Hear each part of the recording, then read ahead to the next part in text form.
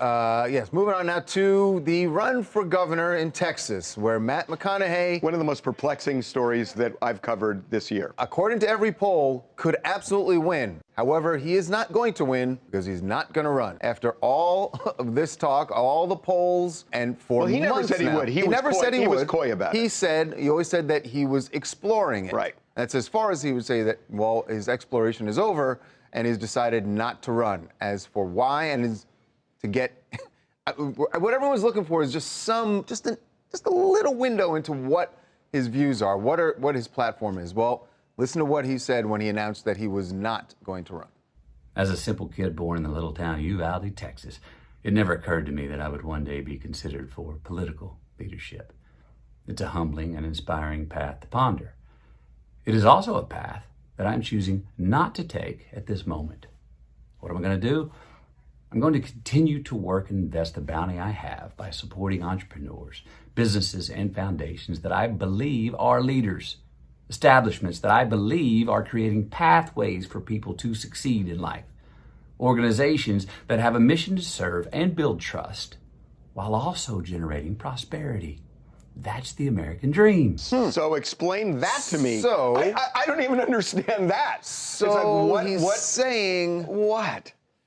I want to say he's leaning a little Republican. But the only thing I can think is that he took the advice Arnold Schwarzenegger got from Ted Kennedy, which is never get specific about how you feel because the media will kill you. It served Arnold well, and it sounds like Matt McConaughey is taking a page out of that. And I will tell you what, I believe he actually is going to run eventually. The fact that he had the American flag on one side and the tech, that looks like a politician. Well, it sounds like a campaign speech, too. The backdrop is very much what you would do if you're a politician. Charles, I agree completely, actually. And he specifically says in that soundbite, he says, at this moment, I'm not making the decision. But the polls are out there. They've showed he has a huge amount of influence. And even if he's not going to run against Beto or Greg Abbott, he's showing that he does move politics in a meaningful way. He commands a certain portion of the population. And I think he'll have a lot of influence and then run later. That's my guess. But then why? It's like, I don't understand this.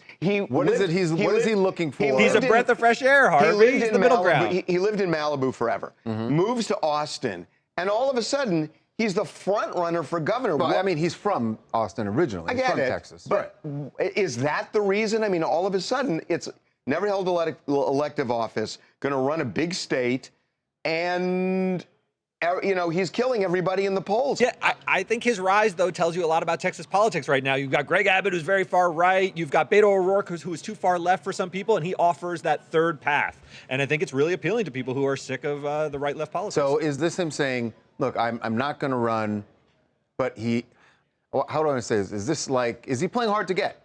Is he playing hard to get, and he's saying, I'm not going to run. Oh, you think he's going to be? But he wants someone to reach out to say, no, we really almost draft him.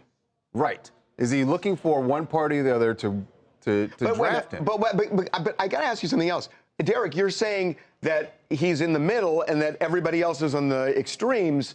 How do we even know he's in the middle? We don't know what his views are other than not vaccinating children. The reason you say he's in the middle is why is he in the middle? Because everything he just said was right down the middle. It's a good point, Harvey, although I think he's given some indications that he has a bit of a libertarian streak to him. He's not into the social conservatism. He's not into big government. And he's giving some indication. But you're right, he doesn't have high You're reading a lot into this, man. You got to read tea leaves when it comes to McConaughey. You got to just read the tea leaves.